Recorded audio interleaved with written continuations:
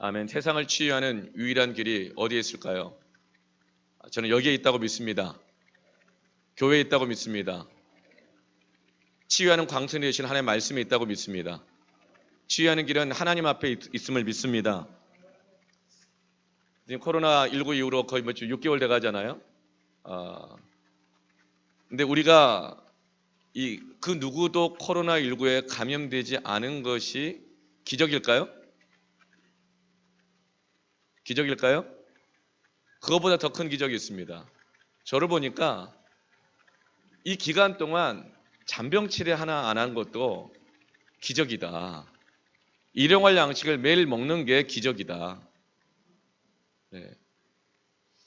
하나님께서 매일매일 피곤하고 병들고 면역력 떨어지고 사고나고 다칠 수 있는 이 연약한 몸을 날마다 치료해주고 계심을 믿으시길 바랍니다. 아침마다 새롭고 날마다 새롭다는 말은 뭐예요? 우리 육신은 날마다 후패해지고 피곤해지고 병들 가능성이 크고 감염될 가능성이 크고 사고당할 가능성이 큰데 날마다 하나님께서 우리의 환경을 치료해 주시고 상황을 치료해 주시고 우리의 몸을 치료해 주시기 때문에 우리가 이렇게 오늘도 예배할 수 있는 줄 믿습니다. 세상을 치유하는 유일한 길은 하나님께 있습니다. 치유가 시작되려면 어떻게 되는가? 그것은 가치를 깨달아야 치유가 시작됩니다. 정말 소중하고 가치 있는 것은 더럽혀졌다 하더라도 방치하지 않습니다. 잘 보관하고 지켜내려고 합니다. 가치를 알기 때문에 그렇습니다. 그래서 정말 소중하고 가치 있는 것은 병들거나 망가지거나 고장났다 하더라도 그냥 버리지 않습니다. 그것을 고칩니다. 가치를 깨달을 때 치유의 길이 시작되는 것입니다. 하나님께서 세상 모든 것들을 창조하셨는데 하나님의 창조의 백미, 하나님의 창조의 최고의 솜씨, 최고의 가치, 하나님의 모든 영광과 지혜와 존귀와 거룩함이 다 담겨있는 최고의 가치 있는 창조는 바로 인간의 창조입니다. 그래서 천지 만물 모든 것을 창조하신 다음에 보시기에 좋았더라 말씀하셨지만 인간을 창조하시고 난 다음에는 보시기에 심히 좋았더라 말씀하셨습니다. 성경 외에 그 어디에도 인간의 가치를 이 정도로 소중하게 표현하고 있는 것은 없습니다. 자신의 가치를 알게 되어지면 자신의 인생을 허비하지 않게 됩니다. 자신의 가치의 소중함을 알게 되어지면 혹 넘어졌다 하더라도 혹 실패했다 하더라도 자신의 인생을 포기하지 않습니다. 치유의 길을 걷기 시작합니다. 고치려고 애를 씁니다.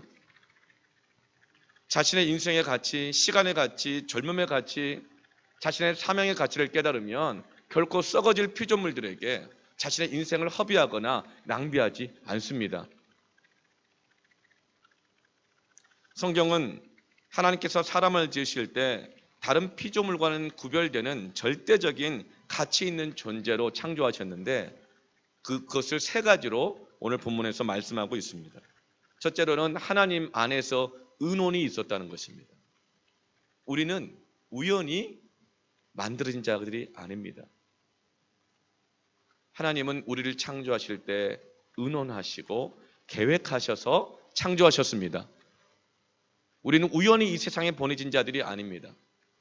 그냥 왔다가 아무렇게나 살다가 가도 아무도 거들떠보지 않는 그런 우연한 존재들이 아닙니다. 하나님은 은혼하셨습니다. 계획하셨습니다. 그리고 우리를 이 땅에 보내셨습니다. 두 번째로 우리 인간의 가치는 하나님의 형상을 따라 만드셨다는 데 있습니다. 둘째는 하나님의 형상대로 만드셨다는 데 있습니다. 이것이 인간이 절대로 변할 수 없고 비교할 수 없는 가치입니다. 세 번째로는 하나님께서 사람으로 하여금 세상을 다스리도록 창조하셨다는데 우리의 가치가 있습니다. 우리는 허무한데 굴복하고 살으라고 지어진 존재들이 아니라 이 세상을 다스리는 자로 창조되었다는 것이 우리의 변할 수 없는 가치입니다. 이것을 하나하나 우리가 살펴보도록 하겠습니다. 첫 번째로 하나님의 은원으로 우리는 만들어졌습니다.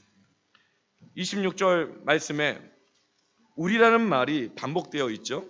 하나님이 이르시되 우리의 형상을 따라 우리의 모양대로. 누가 사람을 만들죠? 우리가 사람을 만들고. 성부 하나님, 성자 하나님, 성령 하나님, 삼위일체이신 이 삼위의 하나님께서 함께 의논하셨습니다. 회의하셨습니다. 어떻게 만들까?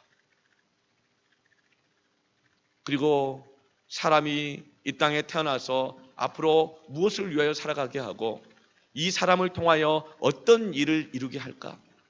계획하셨습니다. 하나님은 의논하셔서 우리 각 사람을 향한 크고 놀라운 계획을 가지시고 우리 한 사람 한 사람을 지으셨습니다. 이것이 우리의 변할 수 없는 가치인 것입니다. 인간의 가치는 그 만들어진 재료에 있지 않습니다. 짐승이나 인간이나 똑같은 재료로 만들었습니다. 흙으로 만드셨습니다. 인간의 가치는 그가 입고 있는 옷에 있지 않습니다. 인간의 가치는 그가 다니고 있는 직장에 있지 않습니다. 인간의 가치는 그의 성적에 있지 않습니다. 인간의 가치는 그의 성품에 있지 않습니다. 인간의 가치는 그의 어떤 다른 조건에 있는 것이 아닙니다. 인간의 가치는 하나님이 의논하셔서 만드셨다는 것입니다. 하나님의 계획이 있다는 것입니다. 우연히 생긴 사람은 한 명도 없습니다. 어떻게 태어났든지, 어떤 피부색으로 태어났든지, 어떤 나라에 태어났든지, 어떤 집안에 태어났든지, 어떤 외모로 태어났든지 모든 사람은 특별하고 하나님의 의논하신 그 계획이 있습니다. 그래서 각 사람 안에는 하나님의 계획하신 그 영광이 있고 반드시 되찾고 이루어야 할 하나님의 뜻이 있습니다. 여러분, 그래서 우리가 나 자신이든지 다른 사람을 생각할 때든지 그 가치가 의심스러울 때 그 사람에게는 하나님의 크신 계획과 뜻이 있다는 것을 알아야 합니다. 그러면 포기하지 않습니다. 포기하지 않습니다. 나 자신에게 너무 실망스러울 때에도 나를 그냥 만들지 않으시고 의논하시고 계획하셔서 만드신 하나님의 뜻을 여러분 구하시길 바랍니다.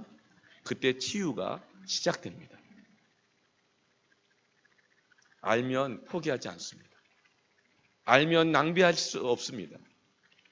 알면 그 별것도 안 되는 그 명품 가방 하나 얻겠다고 20대 청춘의 시간을 그 버킷리스트 하나하나 채워보겠다고 그 귀한 한 번 가면 오지 않는 그 귀한 청춘의 시간을 그런 썩어질 피조물에 뭐 스마트폰에 가방에 무슨 시간에 자기 인생을 허비할 수 없습니다.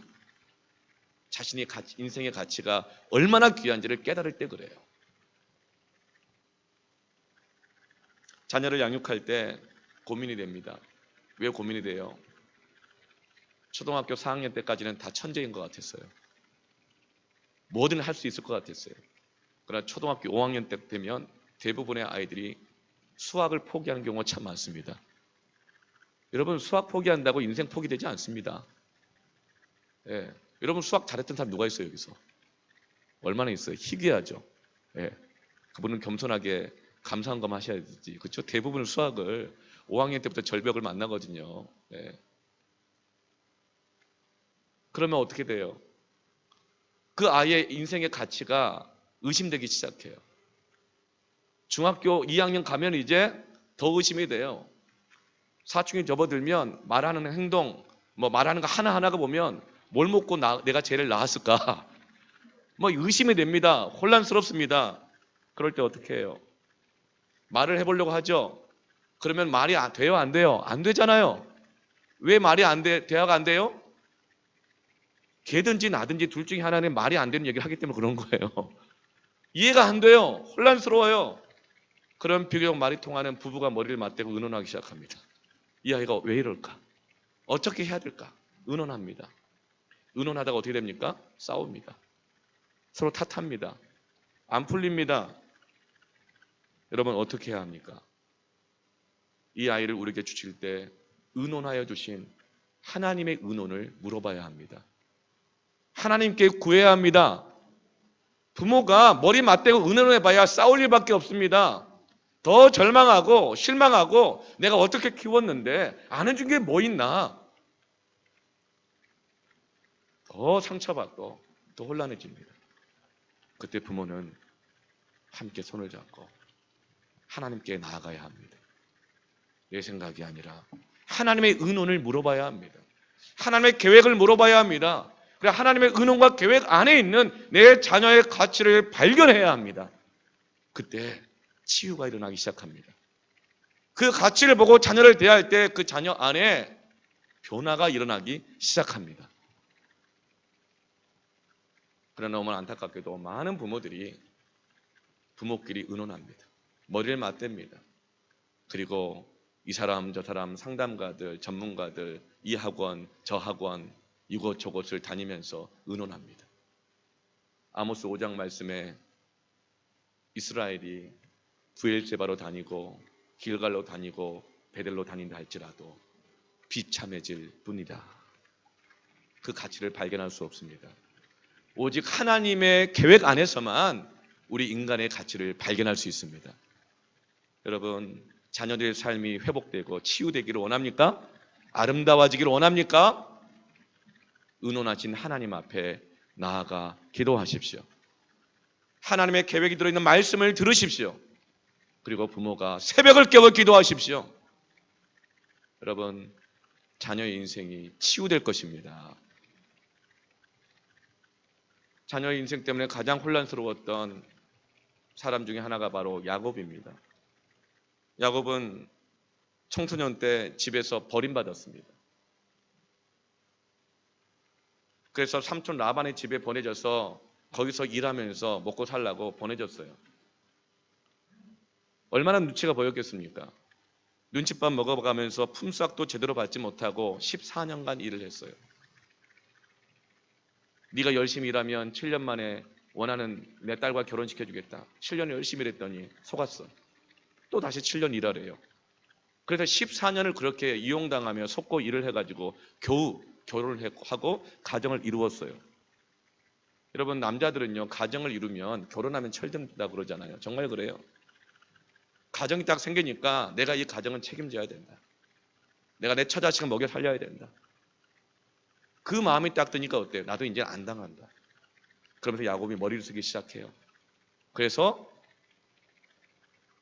삼촌 라반의 집에서 한미천을 마련합니다. 가정을 위해서 그런 거예요. 누가 그 사람에게 돌을 던지겠어요? 그리고 나서 여기 계속 있어봤자 소망이 없다. 그래서 야반도주합니다. 처자식을 다 데리고 어렵게 모은 살림을 가지고 다 야반도주를 합니다. 그러다가 고향으로 돌아가고 있는 중이었는데 팥죽 한 그릇으로 장자권을 속여서 빼앗김을 당했던 그 형 에서가 야곱을 죽이러 오고 재산을 다 빼앗으러 온다고 소식을 듣자 모든 것을 한꺼번에 잃어버릴 위기에 처하죠. 그 야곱이 어떻게 해요? 자기 처와 자식을 그 재산 전부를 먼저 강 건너로 피신시킵니다. 보냅니다. 그리고 야곱 혼자서 이 무서운 현실에 맞닥뜨립니다. 이게 여러분 가장의 모습이고 아버지의 책임감입니다. 누가 여기에 돌을 던지겠습니까? 내 처자식을 먹여 살리겠다는데, 내 가정을 지키겠다는데, 그러면서 천사와 밤을 새워 씨름을 하면서 결국은 하나님의 축복을 받아내고 약속을 받아내고 그의 처와 자식과 재산을 다 지켜내게 됩니다. 그렇게 가정을 지켜왔습니다. 그렇게 가정을 세워왔습니다. 그리고 나서 이제 야곱의 아들들과 그 딸 디나가 장성했습니다. 가정이 안정적이었습니다. 그런데 어느 날 그렇게 애지중지 키웠던 그 딸 디나가 자기 여자친구들이랑 놀러를 나간 겁니다. 여러분 여자들은 놀러 나갈 때 절대 그냥 혼자 나가지 않습니다. 늘 무리를 지어 나가는 특성이 있습니다. 함께 다닙니다. 남자들은 볼 때 친구지 안 보면 연결이 안 돼요. 남자들은 볼 때만 친구예요. 으쌰으쌰하고 막 그런데 여자들은요 보나 안 보나 어디든지 네트워크가 형성되어 있고 늘 연결되어 있고 스케줄이 늘 계획되어 있습니다. 그 딸 디나가 장성해서 이제 친구들과 함께 이방 지역으로 여행을 간 거예요. 놀러를 간 거예요. 그런데 그때 세겜이라는 그런 나라에서 세겜 족장이 아들이 이 디나의 아름다움을 보고 반한 거예요. 그래서 유혹을 했는데 잘 안 넘어가잖아요. 좀 튕기잖아요. 낯선 곳이고 이러니까. 근데 강제로 그 디나를 취해버립니다. 순결을 잃어버리게 된 것이죠. 그런데 얼마나 이 디나를 사랑하고 아름다웠는지 한 번으로 끝내지 않고 세겜 족장의 아들이 결혼을 하겠다 그러는 거예요. 그런데 이 소식을 들은 디나의 오빠들, 야곱의 아들들이 분노하게 됩니다. 강제로 추행한 것도 분노할 일인데 감히 이방 족속 주제에 내 동생과 우리 집안과 결혼을 하겠다고 분노합니다. 그래서 한 가지 꾀를 내죠. 그렇게 내 동생과 결혼하고 싶다면 우리 민족은 할례를 해야 돼. 그러니까 너희들 할례를 다 받아야 우리가 결혼해 주겠어. 그렇게 해서 세겜의 모든 남자들이 다 할례 받게 합니다. 그래서 족장의 아들도 다 할례를 받게 합니다. 그렇게 누워있는 사이에 기습을 해서 세겜의 모든 남자들과 족장의 아들을 죽여버립니다. 혼인빙자 간음이 아니고 뭐죠? 혼인빙자 살인을 하는 거예요. 이 소문이 가나안 모든 나라의 지역에 다 퍼집니다. 굴러온 돌이 박힌 돌을 뺀다 그러더니 세상에 속여가지고 세겜의 남자들과 우리 이웃 족장의 아들을 그게 죽였다. 가나안이 벌떼처럼 들고 일어나서 그 깡패 같고 속이고 악한 이 야곱의 집안을 다 죽여야겠다. 벌떼처럼 일어납니다. 평생 어렵게 일궈놓은 가족, 자녀들, 재산 다 이를 위기에 처해 있습니다. 그때 야곱은 두려움에 사로잡힙니다. 혼란해집니다. 왜 이렇게 되었지? 내 딸은 순결을 잃어버렸고 내 아들들은 다 깡패가 되어버렸고 집안의 재산은 모두 잃어버릴 위기에 처해 있고 왜 이렇게 되었지? 왜 이렇게 되었지? 내 아들은, 내 딸은, 우리 집안은 왜 이렇게 되었지? 열심히 안 산 게 아닌데 내가 아버지로서 가장으로서 최선을 다한 게 아닌데 다하지 않은 것이 아닌데 왜 이렇게 되었지? 알 수가 없어요. 야곱이 그때 어떻게 합니까? 창세기 35장 2절 3절에 야곱이 이에 자기 집안 사람과 자기와 함께한 모든 자에게 이르되 자기 아들과 딸과 아내와 함께 일하는 자기 집안 하인들과 모든 사람들 그들과 함께 의논하는 것이 아니라 너희 중에 있는 이방 신상들을 버리고 자신을 성결하게 하고 너희들이 의복을 받고 입으라. 이게 뭐예요? 하나님 앞에 물으러 가기 위해서 예배할 준비를 하는 거예요. 그리고 3절에 우리가 일어나 베델로 올라가자. 내 환난 날에 내게 응답하시며 내가 가는 길에서 나와 함께 하신 하나님께 내가 거기서 제단을 쌓으려 하노라 하네. 너무 혼란스러워. 어떻게 될지 모를 때, 어디서부터 풀어가야 될지 모를 때 야곱은 자기의 자녀들과 함께 모든 가족을 데리고 나의 자녀를 허락하시고 아내를 허락하고 가정을 허락하시고 지금까지 나와 함께 하신 그 하나님의 의논, 그 하나님의 뜻, 하나님의 그 치유의 방법을 묻기 위해서 예배하러 가는 것입니다. 로마서 12장 1절 2절에 그러므로 형제들아 내가 하나님의 모든 자비하심은 너희를 권하노니 너희 몸을 하나님이 기뻐하시는 거룩한 산제물로 드리라. 이는 너희가 드릴 영적 예배니라.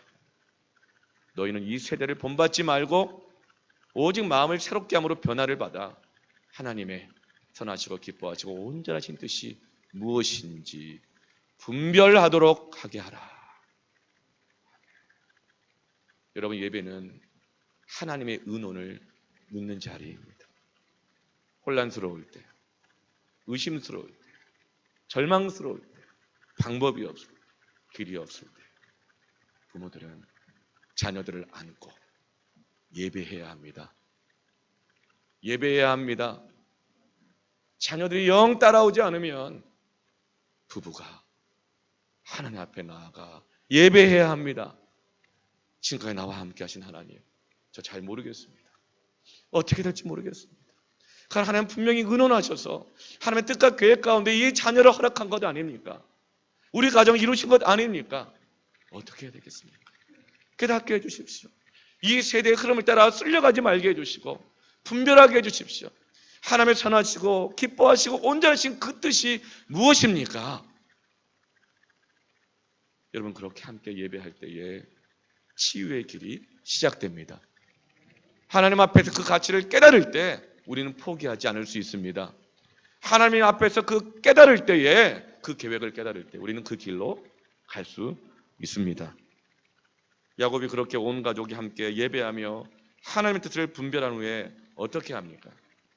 창세기 35장 4절 5절에 그들이 누구죠? 야곱의 아들들과 딸입니다. 자녀들입니다. 그리고 그 집안 식구들입니다. 그들이 자기 손에 있는 모든 이방 신상들과 자기 귀에 있는 귀고리들을 야곱에게 주는지라. 야곱에게 주는지라. 여러분의 자녀들 스마트폰 어떻게 할 겁니까? 인터넷 어떻게 합니까? 게임 어떻게 합니까? 무엇보다도 원판 불변의 법칙이라 그래가지고 애들 하는 거 보면 사실 부모가 똑같이 그렇거든요. 여러분의 그 끊어지지 않는 중독의 문제들, 습관의 문제들 어떻게 하겠습니까? 내놓겠습니까? 애들이 쉽게 내놓겠습니까? 어떻게 얻은 스마트폰인데. 요즘은 포노사피엔스라고 그러잖아요. 포노사피엔스. 아이들은 태어날 때부터 스마트폰을 들고 있고, 스마트폰이 그들의 지능이요, 스마트폰이 그들의 눈이요, 그들의 생각이요, 세계관이요, 가치요, 지식이요, 모든 정보거든요. 근데 그것을 어떻게 내놓겠습니까? 야곱이 그 가족들과 함께 하나님 앞에 예배하며 신령과 진정으로 나아갔을 때 예배 가운데 선포되는 말씀 속에서 기도하며 그들 안에 우상이 무엇인지 깨닫게 하시고, 그들의 인생을 병들게 하는 것이 무엇인지 깨닫게 하시며, 죄를 죄로 알게 하시고 슬퍼하게 하시고 회개하게 하시고, 성령의 비추심 가운데서 너희들은 그렇게 살아서는 안 되는 자들이다, 너희들이 얼마나 소중한 존재들인데, 깨닫게 하실 때 진정한 회개와 진정한 이 은혜가 그들 가운데 있을 때에 여러분 다시금 치유가 시작되는 것입니다. 회복이 일어나는 것입니다. 나를 병들게 하는 그 보잘것없는 그것들을 내어놓을 수 있게 되는 것입니다. 그리고 나서 야곱이 그것들을 세겜 근처 상수리 나무 아래에 묻고, 그러자 5절에 그들이 떠났으나 하나님이 그 사면 고울들로 크게 두려워하게 하셨으므로 야곱의 아들들을 추격하는 자가 없었더라. 아멘. 여러분, 우리의 가치를 하나님의 은원 앞에서 여러분 발견하시기를 바랍니다. 온 가족이 하나님께 묻기를 바랍니다. 지금은 부모들이 자녀들을 품고 함께 예배로 나아가야 할 때입니다. 그러면 우상들을 부모들에게 내놓을 것입니다. 그리고 부모들은 그 우상들을 상수리 나무 아래 묻어버리게 될 것입니다. 그러면 그 우상들로부터 자유하게 될 것이고, 우상들에게 묶여 있었던 그 영혼과 인생과 삶이 변화되고 치유되기 시작할 것입니다. 내 자신이 실망되고 무가치할 때, 혼란스러울 때, 도무지 안 고쳐질 때 혼자 베델로, 길갈로, 브엘세바로 찾아다니지 말고 부부가 함께 기도하십시오. 자녀를 품고 함께 기도하십시오. 함께 예배하십시오. 하나님을 신뢰하십시오. 누가 말해주는 나의 가치가 아니라, 어떤 힐링이 아니라 하나님이 내게 말씀해 주시는 그 은원, 그 발견, 그 치유가 있기를 축원합니다. 두 번째로는 우리 인간의 가치는 하나님의 형상대로 창조되었다는 데 있습니다. 27절에 하나님이 자기 형상 곧 하나님의 형상대로 사람을 창조하시되 남자와 여자를 창조하시고. 하나님의 형상이란 뭘까요? 하나님은 영이시기 때문에 우리와 같은 눈, 코, 입, 머리, 색깔, 피부 이런 거 없습니다. 하나님의 형상대로 창조되었다는 것은 뭐냐면 하나님이 원판이고 우리가 그 복사판이라는 거예요. 그런데 사람의 이 형상, 모양을 보면 이 원판이 누군지를 알 수 있게 하셨다는 것입니다. 그래서 너희는 그리스도의 향기요 그리스도의 편지라. 우리가 하나님의 형상을 회복하게 되면 하나님을 사람들이 알게 합니다. 어느 때 우리의 형상이 가장 회복되어? 서로 사랑할 때.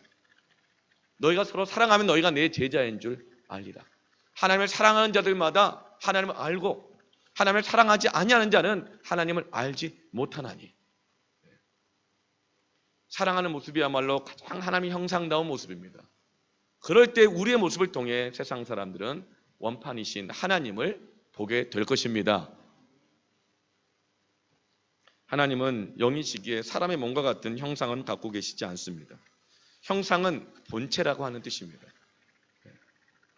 여러분, 자식이 부모를 닮은 것을 보면요, 왜 그럴까요? 부모가 원판이고 자식이 복사판이기 때문에 그렇습니다. 부모 안에 있는 DNA가 자식에게 전달되기 때문에 그렇습니다. 그래서 딱 보면은 알잖아요. 그렇죠? 딱 보면 누구 자식인지. 어떤 분이 그러더라고요. 저희 드럼 치시는 분이 혹시 드럼 치는 청년의 목사님 아들이네요. 어떻게 하셨어요? 누가 얘기해 줬어요? 했더니 그냥 본인이 알겠네요. 그러더라고요. 원판 불변의 법칙입니다. 대화를 해보십시오. 더 알게 될 겁니다. 네. DNA가 들어가 있는 거예요. 그런데 우리의 원판은 누구라고요? 하나님이십니다. 이게 바로 원판 불변의 법칙이에요. 이것이 우리의 가치입니다. 네 아버지 뭐 하시노? 그게 그 아들의 가치가 되는 이유는 그 자녀의 원판은 아버지이기 때문에 그렇습니다. 우리 아버지가 누구이십니까? 하나님이십니다. 이것이 우리의 가치인 것입니다. 변할 수 없는 가치인 것입니다. 여러분, DNA가 같으면 장기 이식도 가능하고 그 병을 치료할 수 있습니다. 형상이 같으면 의사소통도 됩니다. 아무리 똑똑한 짐승을 훈련시켜도 그 짐승이 예배를 드릴 수 있거나 기도할 수 있거나 찬양할 수가 없습니다. 왜냐하면 하나님의 형상이 아니기 때문에 그래요. 개와 고양이는 형상이 다르기 때문에 의사소통이 안 됩니다. 유일하게 인간과 같이 살 때 인간이 중보자의 역할을 감당해가지고 인간의 감성과 의사소통 방식을 개와 고양이에게 전달되고 심어주면 그제서야 좀 고양이하고 개가 좀 이상해져가지고 사이가 좋은 경우가 있어요. 그러나 개와 고양이는 형상이 달라 그냥 내버려두면 절대로 의사소통이 안 됩니다. 개와 원숭이도 그렇습니다. 그래서 견원지간이라고 그러잖아요. 그리고 그런데 사람은 아무리 어린아이여도 하나님을 예배할 수 있고 기도할 수 있고 찬양할 수 있고 믿을 수 있는 것은 하나님의 형상으로 지어졌기 때문입니다. 하나님 우리를 하나님의 형상대로 만드신 이유는 뭘까요? 우리를 써먹기 위해서가 아닙니다. 우리를 써먹기 위해서라면 코끼리 형상으로 만드셨겠죠. 우리를 써먹기 위해서라면 열심히 일하는 개미처럼 만들었겠죠. 왜 하나님의 형상대로 만드셨을까요? 우리와 교제하시기 위해서. 우리에게 자신을 알려주시기 위해서. 사랑을 주시고 받으시기 위해서. 예배받고 예배하게 하기 위해서. 기도하고 찬양하며 성령 충만 받도록 하기 위해서 우리 하나님의 형상대로 지으셨습니다. 여러분, 성령 충만을 왜 받아야 됩니까? 성령은 어디에 거하십니까? 하나님의 형상을 통해서 우리 안에 거하십니다. 그때 치유가 일어납니다. 회복이 일어납니다. 몸도 마음도 생각도 영혼도 변화되고 회복됩니다. 창세기 2장 7절에 여호와 하나님이 땅의 흙으로 사람을 지으시고 생기를 루하 하나님의 영을 그 코에 불어 넣으시니 사람이 생명이 되니라. 아멘. 인간과 짐승은 재료가 흙으로 똑같습니다. 그러나 인간이 짐승과 다를 때는 언제입니까? 그 하나님의 형상 안에 성령의 호흡이 들어갈 때, 성령 충만함을 받을 때 도무지 그 사람에게는 기대하지도 못하고 생각하지도 못할 사랑과 희락과 화평과 자비와 양성과 온유와 충성과 절제의 성령의 성품의 열매가 나오는 것입니다. 그러나 하나님의 형상이라 하더라도 성령의 충만함을 받지 않으면 짐승과 별 다를 바가 없는 본능적이고 종욕적이고 경쟁적이고 죽이고 싸우는 짐승 같은 삶을 살아가게 되는 것입니다. 인간의 가치를 결정하는 것은 하나님의 형상이요, 그 형상 안에 불어넣어 주시는 성령의 충만함입니다. 그래서 여러분, 우리는 고장이 난다 하더라도 하나님의 형상입니다. 아무리 망가지고 고장난 사람도 하나님을 만나고 하나님이 나를 어떻게 자신을 만드셨는지, 얼마나 나를 사랑하시는지, 그런 나를 구원하시기 위해서 하나님이신 그 예수 그리스도를 십자가에 달려 죽기까지 하시면서 나를 구원하시고 고치시고 살리시는 그 하나님의 사랑 안에 있는 내 가치를 발견하면 그때 치료가 됩니다. 눈물이 터집니다. 겸손해집니다. 감격하게 됩니다. 만족하게 됩니다. 회복이 일어납니다. 우리는 어떤 사람도 저 사람은 안 돼! 라고 말할 수 없습니다. 고치면 됩니다. 누가 고칩니까? 하나님이 고치십니다. 성령이 고치십니다.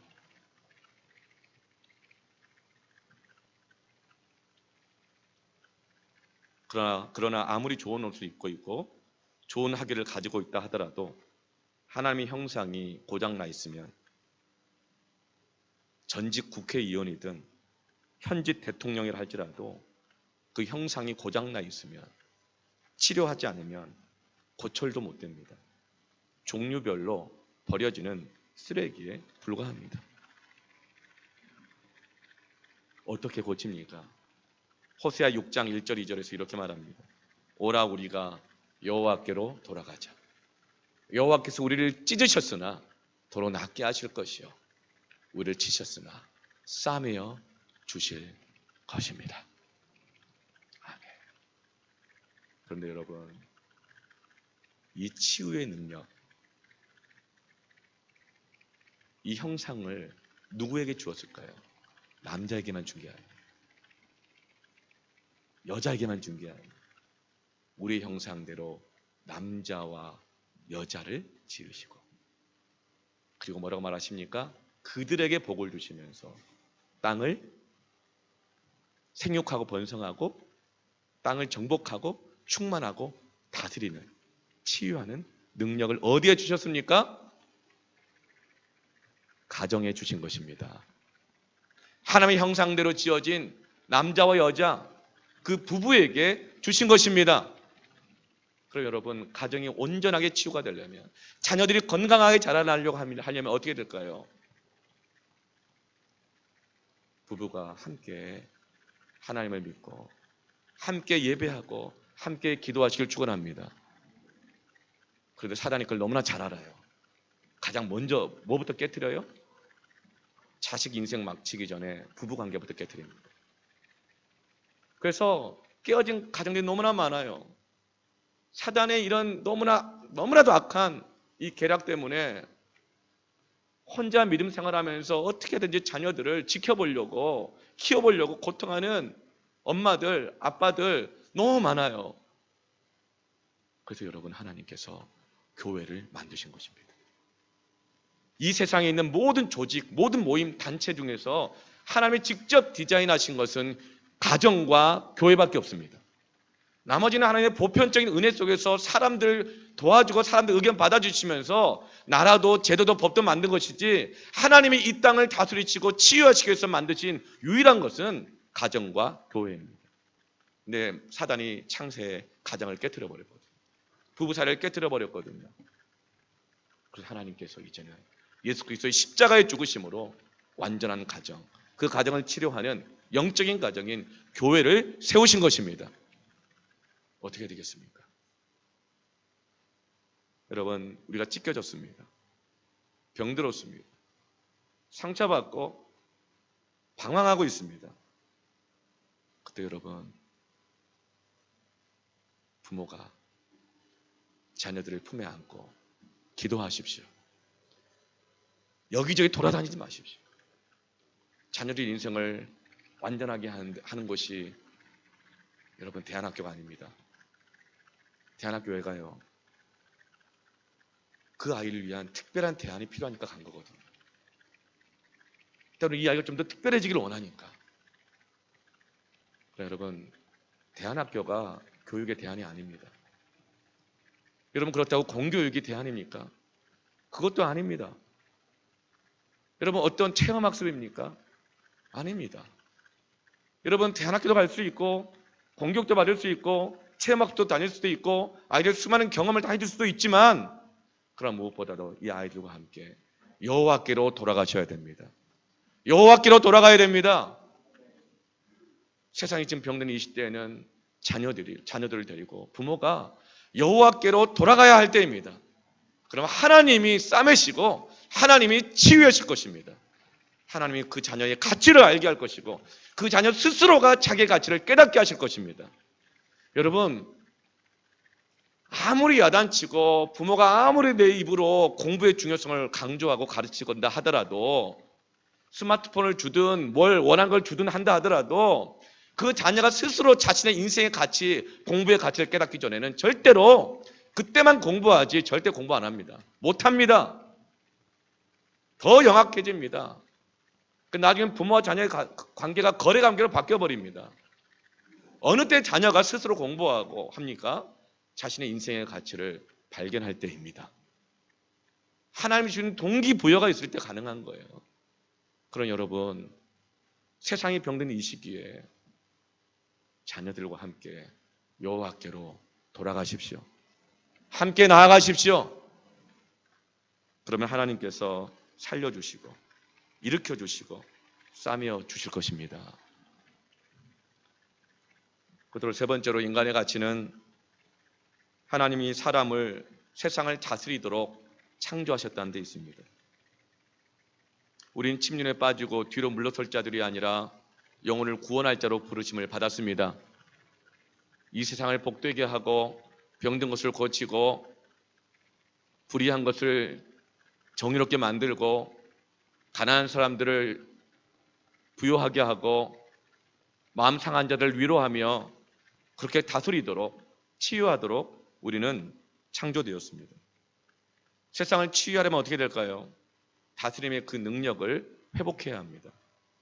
다스린다는 것은 두 가지 의미인데, 소극적인 다스림과 적극적인 다스림이 있습니다.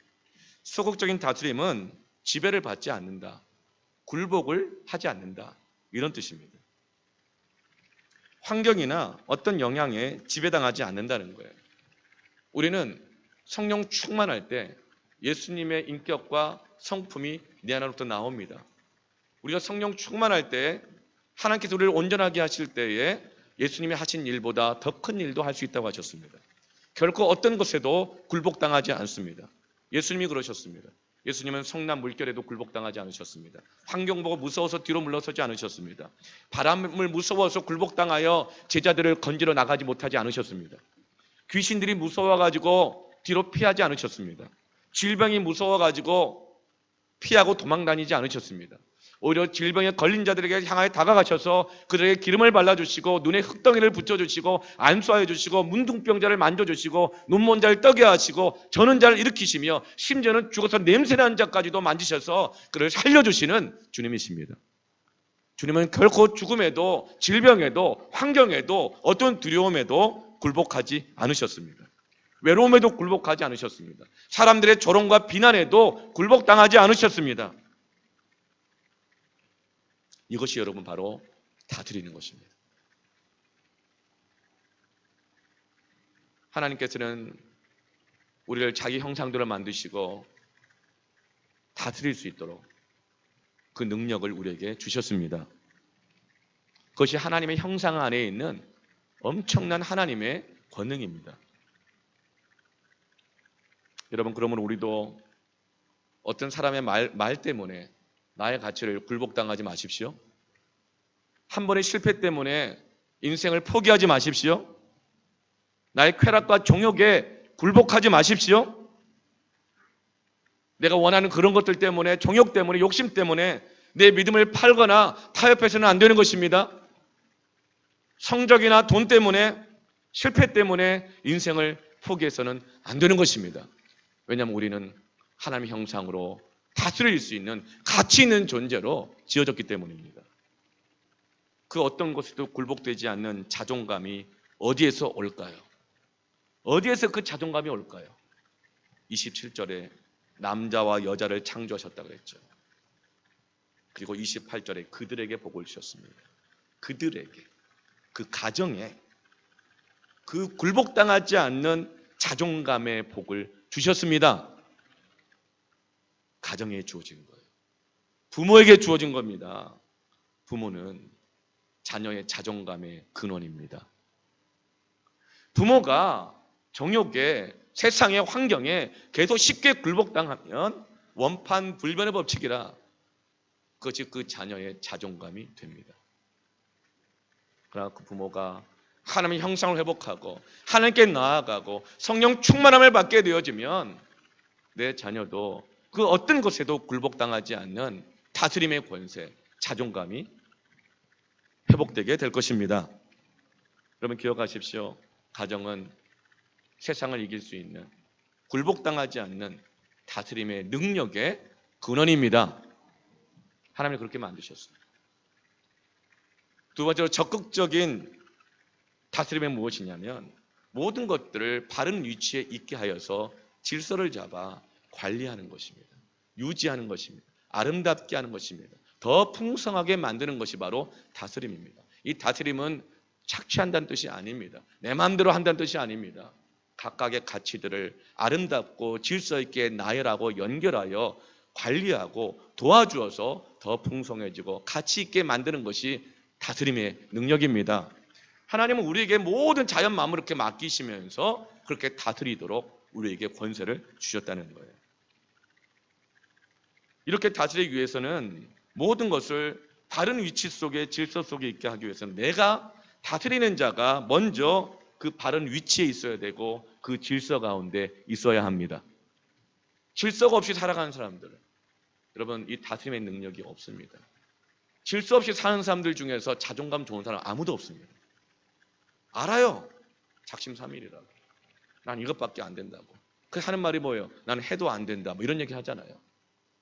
무질서한 사람들 자존감이 없어요. 무질서한 사람들이 어떤 것을 질서 있게 만들 수가 없어요. 아름답게 할 수가 없어요. 부모가 자녀 앞에서 일관성 없고 무질서한 삶과 신앙생활을 해나갈 때에 결코 자녀들을 가치 있고 아름답게 길러낼 수가 없습니다. 여러분 어떻게 하면 우리의 그 다스림의 능력이 회복될 수 있을까요? 그것은 내가 바른 위치 그리고 그 질서 속에 있는 것입니다. 여러분 짐승은 짐승의 위치가 있습니다. 짐승들이 살아가는 질서가 있습니다. 그러나 인간도 인간의 위치가 있고 인간이 살아가도록 하게 되어 있는 질서가 있습니다. 그 질서는 하나님의 말씀입니다. 하나님의 뜻입니다. 남자는 남자의 위치가 있고 남자의 질서가 있습니다. 여자는 여자의 위치가 있고 여자의 질서가 있습니다. 강은 일정하게 흘러가야 합니다. 그런데 강이 그 위치를 벗어나서 범람하면 뚝을 만들고 댐을 만들어서 치수를 해야 됩니다. 이것이 다스리는 것입니다. 그런데 세상이 창조된 지 얼마 안 되어서 마귀가 이걸 너무나 잘하는 거예요. 가정을 깨트리려면, 다스림의 능력을 잃게 하려면 남자와 여자가 자기 위치를 벗어나게 하면 된다. 질서를 벗어나게 하면 된다. 이걸 너무 아는 거예요. 그래서 뱀이 말을 하면서 여자를 유혹합니다. 그러니까 뱀이 귀신 들린 거죠. 네. 뱀이 귀신 들리면 말을 합니다.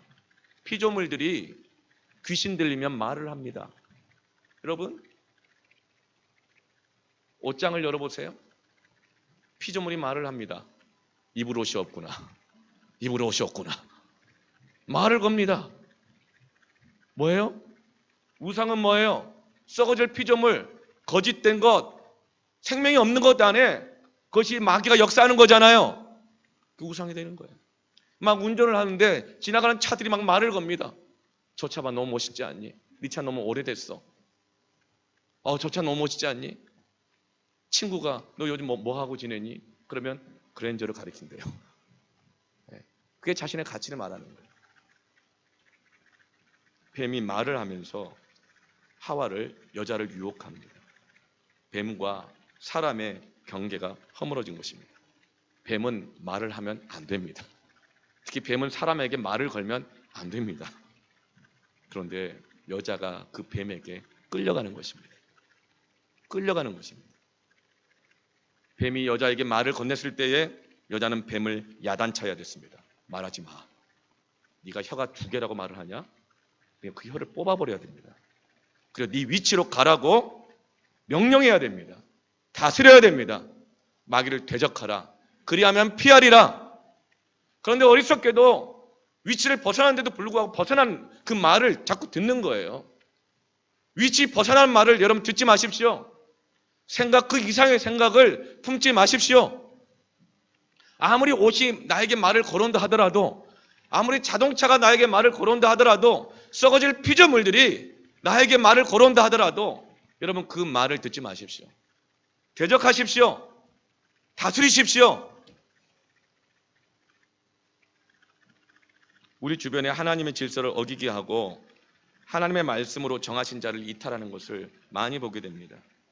그것이 바로 다스림의 능력을 잃어버리게 하는 마귀의 계략입니다. 남성은 남성으로서, 여성은 여성으로서 자신의 성의 위치와 질서를 지켜야 됩니다. 그럴 때 생육하고 번성하고 다스리고 땅이 충만할 수 있는 능력이 나타나는 것입니다. 그런데 그 위치를 벗어나면, 질서를 벗어나면 생육하지 못합니다. 번성하지 못합니다. 자녀를 가치 있게 길러낼 수가 없습니다. 가정이 깨어지고야 마는 것입니다.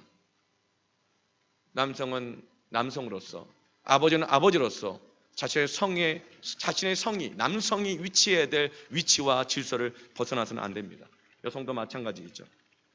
아무리 건강하고 매력이 있어도 성적인 자신의 위치를 벗어나면 그의 권위와 능력과 가치를 잃어버리게 됩니다.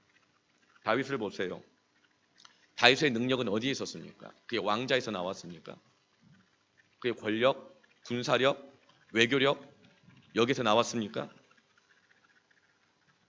그러나 그가 한참 잘 나갈 때, 최고로 잘 나갈 때, 강성할 때, 흔들림이 없을 때 여유가 생기니 밤에 산책 나갔다가 목욕하는 우리아의 아내의 벗은 몸을 보고 유혹당하여 남의 아내를, 부하의 아내를 취해버렸습니다.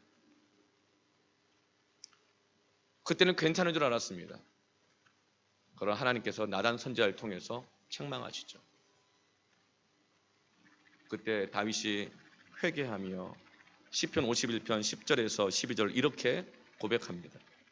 하나님이여 내 속에 정한 마음을 창조하소서. 성적으로 자기의 자리를 이탈했을 때 정결한 마음을 잃어버린 것입니다.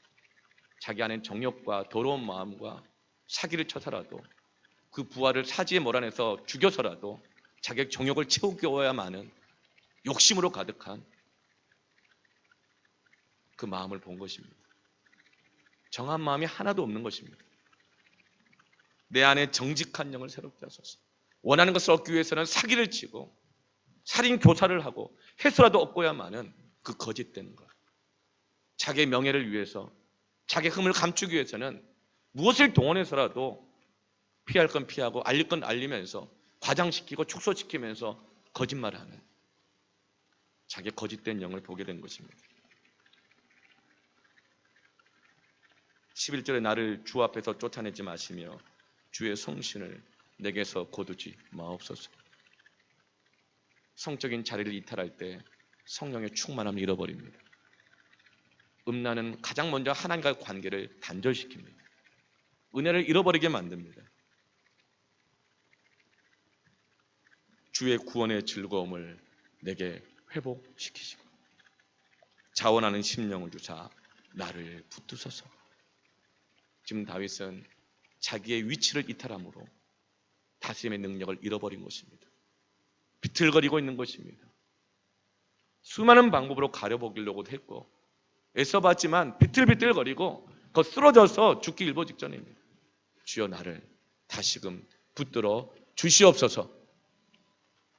여러분, 남편들은 결코 자기 가정의 위치를 벗어나서는 안 됩니다. 한 아내를 사랑하라고 했습니다.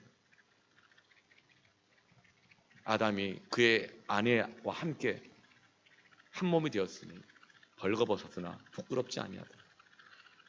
우리 남성됨, 여성됨, 우리 성이 위치할 위치는 유일하게 하나입니다. 그것은 부부관계 안에서만 가능합니다. 가정 안에서만 가능합니다. 결혼하지 않은 청년들, 앞으로 결혼하게 될 남편과 아내 안에서만 그 성이 위치되어 있어야 합니다. 그러나 여러분, 이것이 오늘날 너무나도 많이 이 가치를 알지 못합니다. 이 비밀을 모릅니다. 많이 깨어져 있습니다. 위치를 마구마구 넘어서고 있고 이탈하고 있습니다. 어떻게 됩니까? 다시금 야곱이 그 딸 디나와 그 아들들을 데리고 하나님 앞에 돌아왔던 것처럼 그 깨어지고 상하고 겉으로는 아무렇지도 않은 척하지만 속으로는 무너져 있고 비참해 있고 무가치해 있고 두려워하고 있는 그 하나님의 형상들을 하나님 앞에 함께 나아가 다시금 하나님의 말씀 앞에서 그 가치를 발견하고 치유받고 회복되어야 합니다. 그러면 고쳐집니다. 그러면 다시금 아름다운 가정을 이룰 수 있습니다. 다시금 거룩한 믿음의 자녀들을 길러낼 수 있는 부모가 될 수 있습니다. 이것이 바로 치유하는 유일한 길입니다. 이제 사람들은 말합니다. 덮어라. 모른 채 해라. 다 그럴 수 있다. 다들 그런다. 아니요, 여러분. 고칠 수 있습니다. 다시금 거룩해질 수 있습니다. 다스림의 능력을 회복할 수 있습니다. 남자는 남성으로서 자기의 위치를 벗어날 때 가장 무기력해지고 비참한 존재가 되는 것입니다. 오늘날 국회의원, 도지사, 시장, 심지어는 목사라 하더라도 이런 성적인 위치 이탈은 다스림의 능력을 잃어버리게 합니다. 하나님이 아버지에게 주신 그 영적인 권위를, 분별력을, 능력을 다 잃어버리게 하는 것입니다. 하나님은 남자와 여자를 구분하여서 구분한 질서로 창조하셨습니다. 이게 하나님의 질서입니다. 남자와 여자 구별되어 있는 것이 하나님의 질서입니다. 그리고 그 구별된 질서 안에 주신 말씀이 생육하고 번성하고 땅에 충만하고 땅을 정복하고 다스리라는 축복과 능력을 주셨습니다. 이 질서 안에서 이 능력이 나타나는 것입니다. 그런데 사단이 이것을 너무나 잘 아는 것입니다. 세상을 어지럽히고 가정을 파괴하고 교회를 파괴하고 영혼들을 파괴하려면 이 질서를 깨트리면 된다는 것을 아는 것입니다. 그래서 사단은 이 시대의 차별금지법을 제정함을 통해서 이 질서를 깨트리려고 하는 것입니다. 포괄적 차별금지법을 우리가 반대하는 핵심이 뭡니까? 우리가 차별을 금지한다는 것 동의하지 않을 사람 아무도 없습니다. 모든 사람이 평등한 가치가 있다는 걸 알기 때문입니다. 그런데 그것은 하나님의 질서 안에서만 가치가 있습니다. 포괄적 차별금지법 안에는 남자와 여자 성적인 차이로 인해서 차별하지 말라. 여기서 끝나는 것이 아닙니다. 포괄적 차별법 따로 만들지 않는다 하더라도 이미 모든 법 안에는 성적으로 남자나 여자나 고용법이라든가 그리고 무슨 투표할 수 있는 권한이라든가 교육이라든가 모든 법 안에서 이런 성의 구별로 인해서 차별받지 않도록 금지된 법들이 이미 다 있습니다. 그런데 포괄적 차별금지법은 남성, 여성 그리고 또 다른 설명할 수 없는 성. 그 성은 뭐죠? 동성애를 말하기도 하고 그리고 양성애를 말하기도 하고 또 다른 성을 말합니다. 모든 성적 지향은 뭐죠? 그래서 이 차별금지법이 다 제정된 유럽 같은 데는 뭐예요? 사람과 동물이 결혼하잖아요. 그때 성적 지향이래요. 그걸로 차별하면 안 된대요. 마귀는 하나님의 이 창조의 질서를 깨트려서 다스림의 능력을 잃어버리게 하려고 하는 것입니다. 가정을 파괴하여서 이 세상을 치유할 수 있는 하나님의 능력의 근원을 막아버리려고 하는 것입니다. 동성애는 가정을 완전히 파괴합니다. 하나님의 질서를 파괴합니다. 그래서 이제 마귀가 이 차별금지뿐만이 아니라 교회가 이 하나님의 질서를, 이 진리를 전하지 못하도록 하기 위해서 교회를 핍박하게 합니다. 교회의 본질은 건물이나 장소가 아니라 그랬죠. 교회의 본질은 무엇입니까? 두세 사람이 내 이름으로 모인 곳에 주님이 임하시는 것입니다. 사람들의 모임입니다. 마귀는 이것을 너무나 잘 압니다. 그래서 모이지 못하게 합니다. 비본질인 건물 안에 가두어놓으려고 합니다. 모여서 성경 공부를 못하게 합니다. 모여서 기도를 못하게 합니다. 하나님 앞에서 자신의 가치를 발견하지 못하도록 모든 하나님의 은혜의 통로들을 다 막아버리는 것입니다. 하나님의 이 진리가 전수되지 못하도록 제자 훈련을 못하게 합니다. 세미나를 못하게 합니다. 성경 공부하지 못하게 합니다. 모임하지 못하게 합니다. 행사를 하지 못하게 합니다. 여러분, 그리스도인들이 카페에 가서 잡담은 해도 된대요. 그러나 그리스도인들이 카페에서 성경 공부를 하면은 처벌 안 됩니다.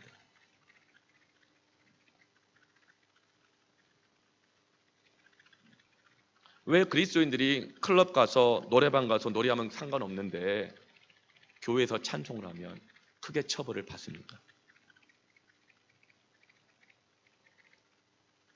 여러분, 차별금지법과 교회 소모임 금지하는 이 법은 가정을 파괴하고 하나님이 우리에게 주시는 치유의 길을 막아서려고 하는 사단의 계략인 것을 깨달으시길 바랍니다. 그래서 우리는 차별금지법 제정을 절대적으로 막아야 합니다. 절대적으로 막아야 합니다. 지역구 국회의원들에게 항의해야 합니다. 지금 이미 발의가 되었죠? 이제 본회의에 상정이 되면 거의 통과될 가능성이 큽니다. 서울에 있는 큰 대형 교회 목사님은 본회의 상정만 되면 국회 앞에 가서 1인 시위라도 할 거라 그랬습니다. 그러나 상정도 되지 않도록 막아서야 합니다. 세상을 치유하는 유일한 길은 무엇입니까? 하나님께로 돌아가는 것입니다. 하나님의 질서 안에 있는 것입니다. 기도와 말씀 가운데, 예배 가운데 성령의 충만함을 받는 것입니다. 그러면 그 안에서 우리의 가치가 발견됩니다. 그 안에서 치료가 시작되기 시작합니다. 그곳에서 하나님의 아름다운 형상이 만들어지고 회복되어서 그 능력이 나타나게 될 것입니다. 부모에게 이 사명이 있습니다. 가정에 이 사명이 있습니다. 지금은 세상을 치유해야 될 때입니다. 가정이 어디로 가야겠습니까? 부모여 자식을 데리고 어디로 가야겠습니까? 나 홀로 예수를 믿고 있고 자녀를 그렇게 키우고 있다면 그 야곱은 어디로 가야 되겠습니까? 하나님과 언약했던 그곳, 예배했던 그 첫사랑의 자리, 그 베델로 돌아가서 믿음이 연약한 아내와 믿음이 연약한 아들과 딸들, 고장난 자식들을, 가족들을 데리고 예배 가운데 나가야 하는 것입니다. 그곳에서 싸매임이 있을 것이고 치유가 있을 것이고 다시 일으켜주심이 있을 것입니다. 바로 거기에서 믿음의 명문 가문이 세워지게 되는 것입니다. 바로 그 가정을 통해서 하나님 이 세상을 치유하실 것입니다. 이제 오늘 같이 함께 우리 찬양하면서 기도하십시다.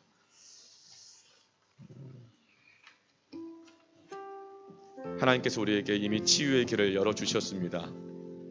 그리고 말씀하십니다. 여호와께로 돌아오라. 이 시간 우리가 그 치유의 길로 함께 가기를 원합니다.